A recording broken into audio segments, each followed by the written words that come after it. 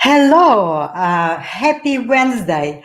You are on the Heart of Success show, and I'm your host, Larisa Vakulina. I go live every Wednesday at 2 p.m. South Australian time zone, and this show is all about success. Not the success that only at the business or your professional life, but success in all areas of your life. And today I have a special guest with me, Craig Cooper. He is just mind-blowing expert in the area of the wellness and connection of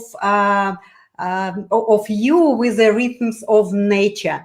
So he is a very successful entrepreneur and a conscious coach for the business name of it, but really his life and his career is mind-blowing. So I welcome Craig to my show, and thank you for accepting to be here. And I really would like to start with the beginning. Really, when I read your bio, so you started from the surf lifeguard. Like, what is that chapter of your life? And you've been young back then, and how Yeah, of that started to be, eventuated into where you are right now? thank you, Larissa, and I'm really grateful that you've invited me along. And yeah, it's really important to share our story, and thank you really from my heart. I'm blessed that I'm here with you this afternoon. I'd like to acknowledge that we're on the traditional lands of Indigenous people that have cared for country for thousands and thousands of years, and we're all one as much as that whatever colour our skin is, that we're all with open hearts, as you said just before the show came to air. But yeah, as a young fella growing up in Australia, yeah, we were migrants as much as Australia is full of migrants, and mum and dad, my brother and I, we had no family, and the surf club, the surf lifesaving community, was my extended family. So I guess the core or the essence, as much as that, there's so much richness in each person, not just one story. There's many stories in a person, but the soul. I guess I'm a salty, I guess, at heart, very much. Growing up in a surf club, I have a real affinity with the water. I find it healing. A lot of my long-time friends are through pretty much across the whole country, because I was very actively involved for a long number of years and travelled Australia, going to different surf clubs and competing in surf carnivals, and I was good at it, and I've made some lifetime friends. And I guess I'm going back into that space and drawing on my surf friends to I guess share my dream on what we want to do for this country.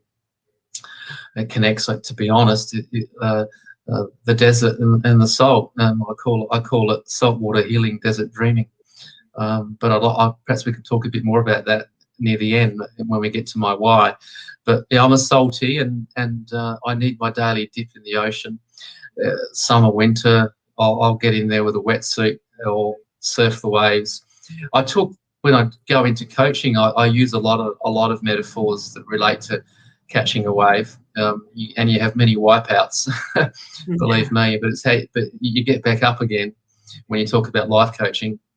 And it's how you ride the wave for as long as you possibly can. And when you have a wipeout, you learn from it, get some feedback, understand your lessons, and what did that wave teach me, as much as whatever happens in your life. You've got to reflect and take the pause and have a good look and see what has happened to you. But I've been blessed with some beautiful experiences, and I want to help other people have their purposeful driven life. And the world's pretty busy. There's a lot going on, and if we strip it all back, I want to help people strip it all back in a loving, empowering way. So yeah, I've got a big heart. Yes. So after this chapter of your life, you of course had a number of official educations in environmental area, and what was really interesting for me is that as a young student, after you finish your university, you've Mm, been living at remote areas of in Aboriginal communities, and you mm, lived there for a number of years. So mm, this is really very interesting how this period of time being with indigenous people and tradition that is really different from the Western mm, culture, mm, being there and living with them for many years, how that impacted on your current career. mm. Yeah, well, my first visit, I just finished my Bachelor of Business degree, and I ended up in Darwin working for Surf Life Saving Australia as a development officer up in the top in Northern Territory. I've been back many times, and I've continued always to magnate back to working with Aboriginal communities. Um, but yeah, when I did a post-grad study in earth science, I was a little bit lost, to be honest, between the two worlds, and I immersed myself in the beautiful culture, the spirit, and understanding songlines and understanding the values of caring for country and connecting to country. Learned a little bit of the language, and obviously connected with some absolutely beautiful Aboriginal people, leaders of their communities, that were what they'd gone through, and felt the pain, and felt the hurt of the people and the country. And that concept in itself, being an empath, you feel the country. Learned a lot about myself, many defining moments, to be quite honest, with how nature, how we're connected to nature. It caused me to question, and at a young age as well, about Western society and what I'd learned with my business degree. And for many years, I struggled to sort of navigate myself between the two worlds. Um, Mm, yeah, the importance of values, high values, ethics, and community, and connection to community, and also a real understanding of the matriarch, Aboriginal communities, the mother concept, which where us Western society was so strong in the patriarch. mm, And when you understand that beauty and how the level of sophistication of this culture that survived climate change, it inspires me every day. mm, And to see little Aboriginal children running around in communities, it just warms my heart as much as my own children. We need to provide a future for our children, and that's what gets me out of bed every day, to ensure that we do have a future for our children. mm. Um, yeah, I can see how many Aboriginal people get lost in the Western world, because I was lost, and I was quite enjoying the Aboriginal richness of that world. And when I started working for government, um, it was very challenging with, KPIs and corporate responsibilities and compliance and risk management, really all important stuff. But then when you're immersed in an Aboriginal culture that is just full of heart and spirit, and full of stewardship to Mother Nature, that we all have a role as custodians of this planet to play that role. It's hard to navigate. And just quickly moving really quickly forward, that's I'm now pleased to have found coaching, um, and coaching for me and my structure and my business, is now providing me that platform to do the good work that I really want to do, and to hold those two aspects of the two different worlds, and move forward, dare I say, in 2021.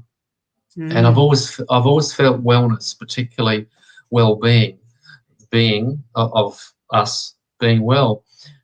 I guess that was what I came up with, Craig Cooper Living Well, one of my brands, is that I wanted to connect with the average Aussie. I always, hey Craig, how you going, buddy? All right, yeah, doing well, thanks. Well, we want to be well. Everyone wants to be well. Um, but there's a lot more into that well as well, isn't there? It's our being, and being connected to nature, and it's removing all the stuff that's going on around us, and recognizing that we can have an epic and abundant life through our heart, mind, and breath being connected, and how to navigate through the world in a collective sense, collective consciousness of beautiful people. We're all in the boat together. That metaphor I use a lot. And so if the boat sinks, we all sink. So let's all help navigate this boat of life on planet Earth in a Yeah. really amazing way. And I think we are on that now, and I always have hope. A Mhm. lot of people paint a negative picture about some aspects of climate change and the economy, and yeah, sure, those things are real, and it's important to have the critic and to be real with those real problems that are happening in our society. But we know the solutions. We know what we can do. We know it. We just need to take the step and embrace the fear. And that's what I love Yeah, about coaching. yeah, Greg, I want to just um, put you like turn you back into this other like you've been managing a diverse and number of big non-profit programs and Mm, organizations, as well mm, as you've been in the government bodies, and mm, it's like that's what I'm interested in. How mm, with your wisdom and with your life that you've been living in Aboriginal communities, how did you combine that? You said that it was quite difficult for you. You felt like you were a little lost, and mm, so mm. there was there was almost like two sides of Yeah. you that is Mm, needed to be in that mm, areas of managing events. And also in from your mm, bio I read that you've been doing some projects and some programs for the youth, so you've been mm, working with young mm, people, and this is really important. I mean, like we know that how our future is really is our children, and mm, so mm, like that chapters of your life, it's like so rich and so full of experiences that you went through with these two different cultural awareness. That's quite interesting to see. How did you navigate through mm, your mm, work? mm. Yeah, A lot of through pain is transformation, and through keeping not actually letting go of either, looking for the goodness in both worlds, and stripping away the stuff that doesn't serve us is a lot of pain. yeah, Coming down to the soul of who we are and that journey of self. I've really got into yoga and meditation, Vedic meditation. I've been to India. I've connected with a particular school here in Australia around Journey to the Soul. So a lot of personal development work, mm, reading a lot of books, listening to a lot of really inspiring people around the world. So you're taking that inner dive of what it does take to actually get in touch with the real self and get better with my feelings and emotions, and reflect on the experiences of being enriched in Aboriginal culture and in Western, and in 21 years in local government, 3 different councils, still have those positive and the fact, and recognise the positive work that I feel that local government does in Australia. So it's taking the time, the pause to reflect and to learn, and to help your perception and have healthy perspectives of what you've experienced. So we can often be so much in the doing and not in the being. So, and look, I wouldn't be where I am today, as you know, if we were to erase all our mistakes, then we would erase our wisdom. So the concept of actually having a look back, and it's okay to have a look back and reflect and I guess I have been blessed with some really rich experiences, diversity in the workplace, from arts, culture, recreation planning, community development, young people, as you just alluded to, working with the age sector, health promotion. I've worked with some incredible NGOs, like you said, Life Be In It. I've worked for Surf Life Saving Australia. So I've had a broad spectrum of community work that has really warmed my heart. And so mm-hmm. I guess when we talk about a person's map or a person's reality, I guess I've been enriched with some experiences that I don't take for granted, and so I found my passion and my purpose, and that is to obviously coach us back to self through my banner behind me here says Yeah, empowering people and place. I yes, believe that people are connected to places, and place is planet Earth. as much as I mean, I look for green businesses, but I work with anyone really that wants to be a better, as you know, that metaphor we hear across the coaching spectrum now is a better version of who they are. Personal growth, that's what it's about. And if we're not growing with sufferings, suffrage comes from actually not taking Yeah. the journey to growth. That is very interesting that you said about like people and places, the connection of it. I myself, living on the land, and I Mm, didn't even imagine in my wildest dreams that I'm gonna mm, to be living on land, and I felt like this is my home, and the place where we grounded. It's a mm, sacred place where mm. Beautiful. we blend it together with all these, natural cycles and seasons, and it is really inseparable. Like, we are in Mm, our mm, places, mm, and it doesn't matter if it is a big a parcel of land or it is just an apartment. We all can create that sacredness in our places, and we can then have regeneration of our energy through our places where we live. Now, I would like to mm. ask you Yeah. another question about how did you get into the managing the Living Karuna Cultural Center? This is something is also a little different from the first experience you've been having with Aboriginal community. So, That's right. can we talk about that a little bit? Sure. So after coming back from Darwin and starting a family and raising two children, I worked for Life Unit, and then I worked for a couple of health centres and aquatic centres. I went back to I worked for a local council, and I initially ended up as a secondment. I worked there and ended up working for 7 years. And it's a really special place. Warraparinga, or Living Kaurna Cultural Centre. Kaurna is the language group of the Adelaide Plains people. Absolute beautiful site. Warraparinga, windy place by the river. Warra is the wind, Pari is the river, Inga meaning place, and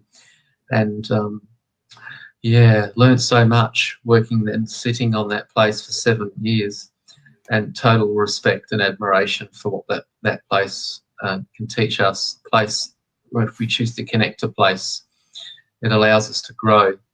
And so it's an education cultural centre. As much as it's a meeting place, so venue hire, it was a reconciliation project with the Kaurna community and the federal government, and blessed with many good memories and lots of learning from the Kaurna community. It's on a wetland, on a river system.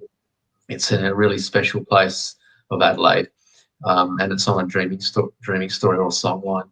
And yeah, opportunity. We used to have thousands of kids through the centre, children, that is, school groups, learning about Aboriginal culture and Kaurna culture and the importance of Warraparinga, and taught me so much about, once again, stewardship, connection to country, ceremony. I was blessed to have worked with some incredible Aboriginal leaders that would run their cultural tours at Warraparinga, and still friends today. The fact that they're cultural warriors taught me a lot about spirit and spirit of country, and respect and sacredness, and things that I won't talk about out of pure respect, because it's not culturally appropriate for me to talk about those things. So Absolutely. Yeah. yeah, so yeah, lots of incredible amounts of learning, to be quite honest, and yeah, still learning in that space. Absolutely. We were Mm, constantly learning, but my question is now more of a personal, because of course, you went through all of these experiences. You've been meeting amazing people and leaders in the indigenous communities. And how does that experience of living in this different culture, and also then later being involved in the local government and all of this mm, management of events, how does that impacted your personal life? Like how it was, like mm, where there's mm, some lessons that you've been learning how to emotionally be present, or it's all of these things that when we talk about success in our professional life, was that success, or was these experiences that you went through with all your very amazing interesting career into your personal life and with your friends, with your relatives and family? Look, thank you, Larissa. That's a really important part I'd like to talk about. The conclusion of my role at Warraparinga, and when the 7 years had come up and it was time for a change, I was lost after leaving Warraparinga. Fortunately, I fell into a job in the youth sector with another council, but it took me years to actually unpack what I'd experienced at Warraparinga. I'm still unpacking it, but I have found my purpose and my path. But going back to my life-saving career and going my timeline and my feelings and emotions around that, I was a typical alpha male, achievement, providing for a family, supporting 2 kids and my ex-wife at the time. I had 19 years of marriage, but it all fell apart. I was in the perfect storm. I'd never experienced loss or trauma or relationships breakdown. After all those events of 19 years, I lost my father, divorce, and struggled with, I guess, post Warraparinga. And what next for me? I went to India, redefining who I was again. I found a lady called Shakti Durga on just north of Sydney, because I've always loved surfing, and my brother's up in Queensland. So I discovered Bhakti Yoga and did a retreat with Shakti Durga and her disciples, and re-looked at myself at a deeper level, and got in touch with my feminine side and opened up my heart with more feelings and love, and wanted to become a better man. I guess men particularly, we're very much task and provider, and the masculine is really important, but a lot of men struggle to feel those feelings, and that's the journey I've been on, and it's been the most amazing. And I still love the feminine side, but I every day now, and especially the last 6 months, and even more so the last couple of months, stepping into my power with my business, I'm really excited to the person who I'm going to become, the being. It's all about who we want to become, and I want to inspire other men, and that's one of my programs, is my business about literally working with men, and I call it Cultivating Wisdom for Men. I'm running a workshop, just a quick advert, at the end of the month, Sunday the 30th of May, at an organic farm down on the south coast of Adelaide, called Cultivating Men and Cultivating Wisdom for Men and Wellness. And I'm running that all day on Sunday, and it's booking up, so there's a few spots left. But so those defining moments, and falling rock bottom, and I literally hit rock bottom. And I've climbed myself and rebuilt myself up to who I am today. And I'm proud, and I love myself. I love myself for it, because self-love, that's what it's all about. It's self-love.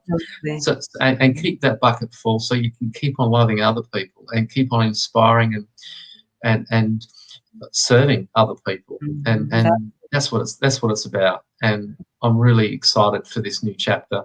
With the podcast I did, when I invited you and 5 other incredible individuals across Australia, when we did that podcast, Living Well, end of last year, and we launched the podcast this year, and it's just attracting attention, and everything's falling into place for me. I'm excited for what's ahead of me in the next couple of months. Some good stuff coming out, and sort of closer to my why. Yeah. Yes, the why. Absolutely. What are your whys? Yeah, there's a few of them. Apart from leaving a legacy for my own children, my son and daughter, it's all children. I'm very committed to inspiring a new economy, an economy that values higher values, integrity, ethics, where we inspire others to take that journey to self, and through not just greening business, but looking at some green projects. I've always been inspired with some of the green colleges and high universities around the world. Schumacher in the UK, with I had the absolute privilege of meeting Satish Kumar. He was the man that as a young fellow, he hanged around with Gandhi in India.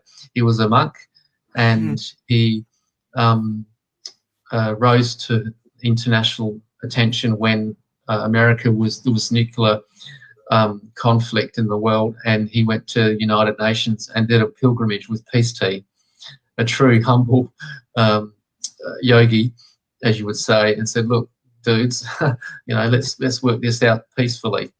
And he then went to England and married an English lady, and he set up Schumacher College, which is an eco higher institution.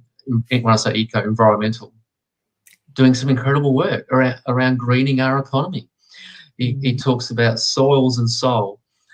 He wrote I think he still writes for this magazine called Resurgence, which is an environmental magazine.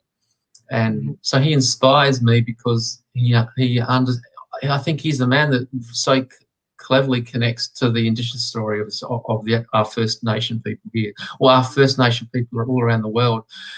That's what inspires me, is wisdom from our elders, all our elders, but Indigenous elders as well. And we need to find that marriage of Western technology. One of my clients is a solar business.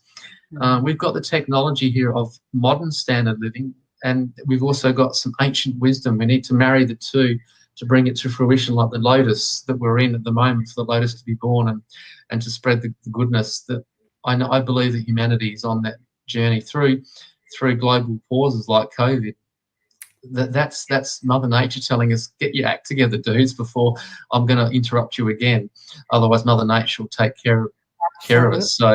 So here we are on to use the surfing analogy, we're on this wave, and we're going to get another wipeout unless we learn to ride Mother Nature like a good surfer. And that's who I am at the core. I've been doing yoga. I do yoga every day, and my surfing has got better when I was a 20-year-old because of yoga. So I'll contribute to any blokes out there that want to do yoga with me. It's good. It's apart from the tuning into your body and tuning into yourself. It's a great exercise. So. Yes, I love your symbolic, the surfing, ride the waves of ride life. Ride the waves, well, yeah, Also, totally. Ride the waves of life. And also what I experiencing and noticing and experienced myself and experiencing over and over again with others, that before we find ourselves, before we get in touch with that soul that we are, we collapsing, we basically going on our knees, and then, like in your case, you went to get pieces of yourself to India, and you start to search. And for me, that was a little different journey, but also was I was in a deep crisis. And before we get ourselves back again into life and really know how what we are and what we have inside of us, like you have the message inside of you, and living in different cultures and having all of it within you. So that's a powerful combination. I want to move on and ask you about another chapter of your life. Be in it. So for me, I wasn't living in Australia to actually know what it is, but I read about it, and it's just such a big, very famous project that was non-government project, and it was national project about involving people in activities and sports and recreational activities. And you've been a manager for Adelaide for this project. So how did you get into that, and what is this about? Really, it's interesting.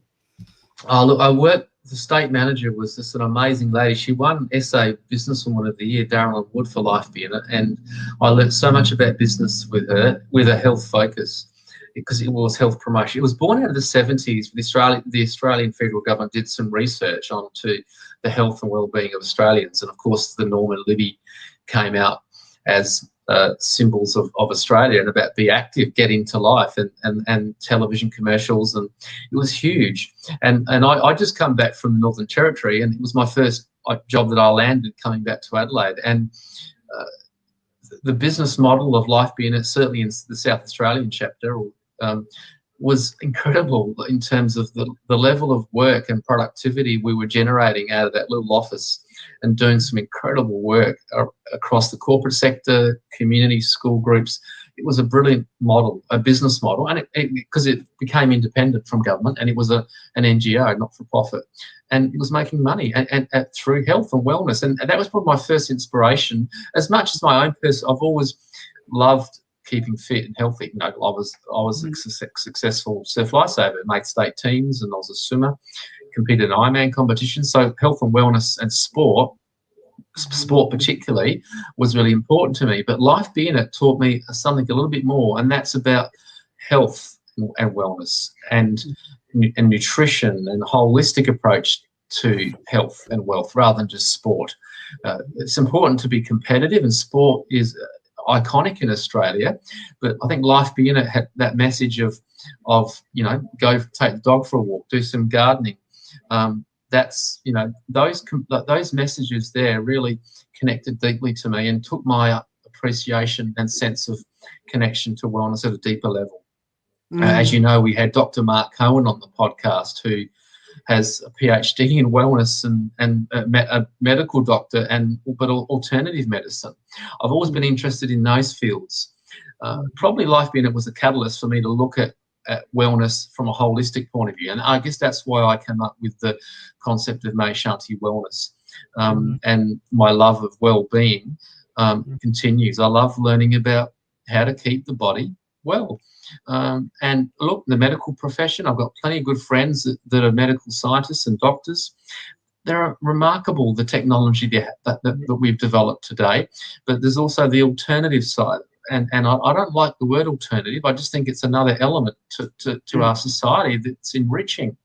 And if I can come back to the Indigenous or our First Nations people, their level of wisdom around well-being and wellness also, once again, is striking. Healing, the nunkeries, alternative. And it was wonderful to hear a story where the SA Health, the state government, supported nunkeries with the redevelopment of the new hospital in Adelaide. So we are seeing more recognition of holistic health. And some of my clients that I coach, I like coaching businesses that are working in this space. If it's a naturopath or a nutritionist or, holistic health, I think has so much to offer. That connection with heart, mind, and breath and spirit. Absolutely. I was impressed. Sorry. That's okay. No. I was impressed with that. I think it was last year when there was it was going viral. That news that the one of the elders of Aboriginals been in the hospital. They've been allowing him to do the healing of the traditional Aboriginal way on some patients, and it was amazing, really. So I don't know how far that initiative went, but it's so nice to recognize that the official bodies are now looking to this, and they saying no, they interested in it. So I would like to bring now our conversation into what you now doing, and you have three directions in your serving people. You have this living well with Greg Cooper. What does that mean? Is this some programs, or is this I know you have ebook written and you probably give it away, or you selling it. I'm not sure, but is that part of that living well, or is that part of that other two things? Mai Shanti Wellness, which is retreats and workshops, and Garden the Mind. I love this name, Garden the Mind, Heart, Mind, and Strategy. So there's three points of your business that you are offering your services. I've always come back to the triangle, and I guess I started my business with three words: May Shanti Wellness. wisdom from within, and May, meaning my Aboriginal story, and my total respect, Shanti, because of yoga and meditation, and so much to learn in that space, and wellness as a value. And then I've extracted it and kept May Shanti Wellness, and do my retreats and workshops. So May Shanti Wellness is retreats and workshops, and hence I've got one coming up at the end of the month. And then I brand myself for living well. So it's create people, and that's what I put out there to the more broader marketplace, to businesses, to people, because I think the Aussie connects with that, with living well. How you going, mate? Yeah, going well, mate. Going well. I want to appeal to Australia. The average Aussie punter who wants to, that gets it, because we need to inspire many people as we possibly can. And then Garden the Mind is the I call it Heart, Mind and Breath, but that's the banner behind me here. That's my online program where I can serve across the country, as much as also, so the free e-workbook is linked to Garden the Mind. And as much as that, I think that's where I'm heading in terms of who I want to become. That, it's greens, garden. I want to connect to men particularly, but I'll work with anyone really that connects, and there's a match, and we find that we calibrate well, and there's a match, and I'll serve how I can serve. But Garden the Mind is, it's that concept of self is connected to nature, and I guess it's weeding the weeds out of the mind, and making sure the heart stays open. And I say Garden the Mind, open heart. And we use breath, we use yoga, we use meditation, and we use coaching modality to I guess, unpack anything that's actually holding the person back from having that heart open, and experiencing the richness of life. People have negative experiences in life, and some of them get stuck there for quite some time, and some people may never get out of that stuckness. So I think that's the beauty of coaching, is to ask empowering questions. And I was blessed to find a coaching school in Melbourne, and I'm a member of the ICG, International Coaching Federation, and incredible teachers, Coaching Institute. Sharon Pearson was the founder. Wow, just an incredible lady, the amount of self-work that she's done, and resources that she provides all her students. I'm a pro student, so I'm at the highest level. I'm just going into some training next week on metadynamics 2, which is quantum stuff, and it sort of blows my mind, the level that I'm learning. I love learning. I love learning so I can share this with other people. I think, as we just said, we suffer otherwise. So I think there's no turning back once you open up. And it's a bit scary, but excited, and I embrace fear now. Because I tell other people about embracing fear is the beautiness of life. That I think most people are in flight and fright still. Yeah, well, and I want people to be in rest and digest. The rest and digest concept is, and let's digest the good stuff and eat the good food and live an epic life. So there's the message that I'm on about, and I want every Aussie's, and I feel Australia is well positioned to demonstrate to the rest of the world that we can do it.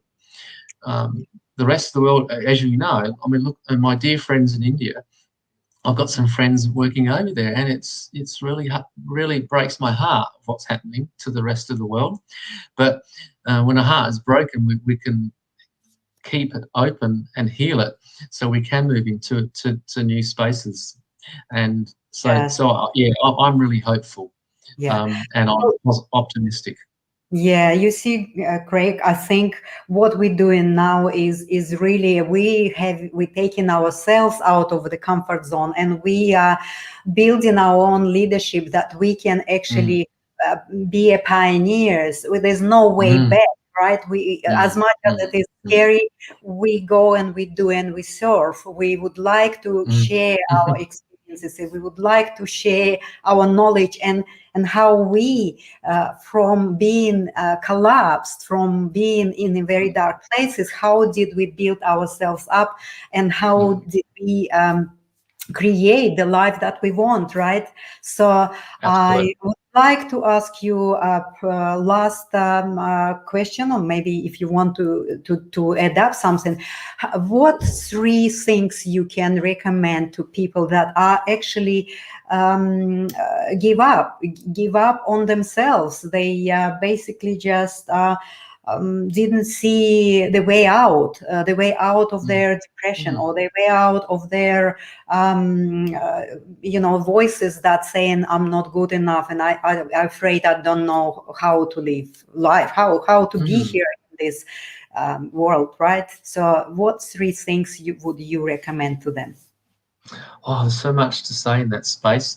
Um, as I said before, self-love is absolutely vitally important.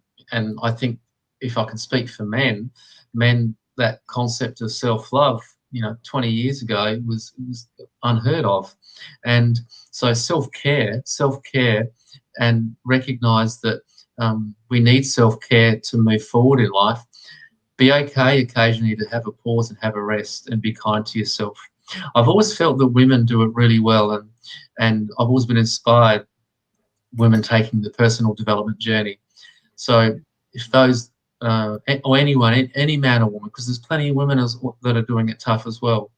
So it's having effective self-care strategies that work for you, and recognizing when self-love is low or it's depleted, and whatever you need to do to nurture the soul, to nurture the heart, is to stop and give that self-love to yourself. Um, Mm, I think also when you start progressing in life and you start actually moving to more loving yourself so you can love others better, you start to learn who you are. So invest in reading, as I said, rest and digest, that concept of putting things into your mind and in your mouth and other areas of life that are going to serve you. So those things that aren't serving you, let them go. Shed the stuff, the onion concept of we're skinning stuff that doesn't serve us anymore. So, mm, and honor that, honor yourself, because you're worth it. Every one of you on this planet is worth it. And probably thirdly is recognize people and recognize systems that work for you. So as much as we have boundaries and we let certain people in, we can still serve people with particular types of boundaries, so that we continue to honor ourselves, but always be in that state of love as best you can. I always have a concept of a centered life. Find peace, and if you can have peace 99% of the time and keep moving forward, as recognize you need to do actions and strategies and work and earn money, still mm, consistently try and have that dream state of a centered feeling mm, of goodness. So schedule them in the day.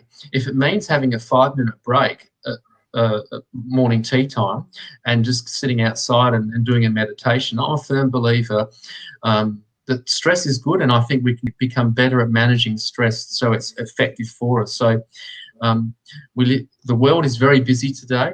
Modern technology. So I'm a firm believer in meditation twice a day, morning and night, to actually cleanse all the energy that you've carried through doing what you've had to do to pay the bills and put food on the table, and the negativeness that the world is.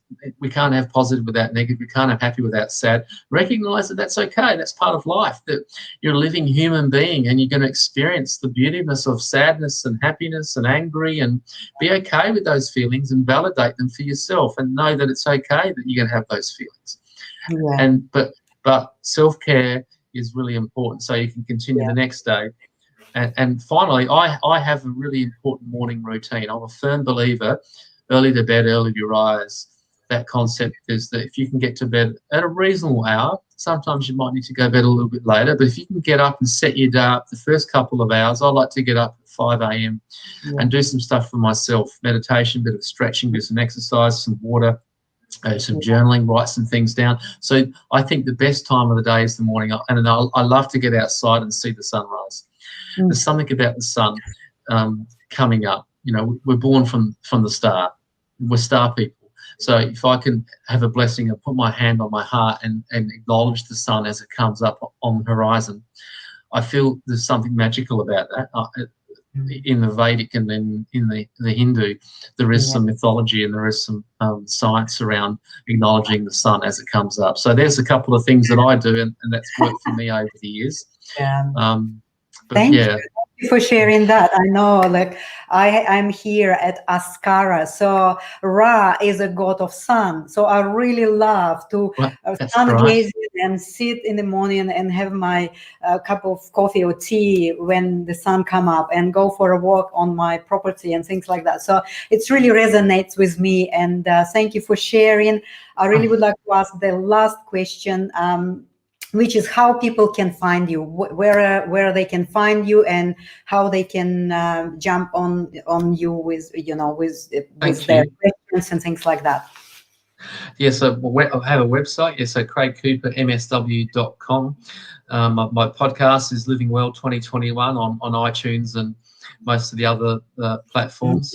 My Instagram is May Shanti Wellness, and my Facebook is Craig Cooper Living Well. But yeah, Craig Cooper, it's all on the website, craigcoopermsw.com, and there's a couple of free resources. .com or .au? Just .com. .com. Okay. craigcoopermsw.com, and or you can, and everything's all on the website. So all my different platforms you can contact me on. So yeah. Okay, so we are winding up today, and I'm really honored to have Craig with us today. And we went through a number of different, chapters of his life and his wisdom that he gained through living with Aboriginal community. But I believe he has so many unique stories of just from that living there. It's just like this, probably billions of stories about his being there, and I really wish that we can hear some of these stories, and I believe we maybe could in the future, and I can have him back again. And I'm really grateful that you are here with us to being on the Heart of Success show today and supporting us. So I'll be back again on Wednesday at 2 p.m. South Australian time with some amazing topic. So I'll see you next week. Thank you so much. Thank you, Larisa.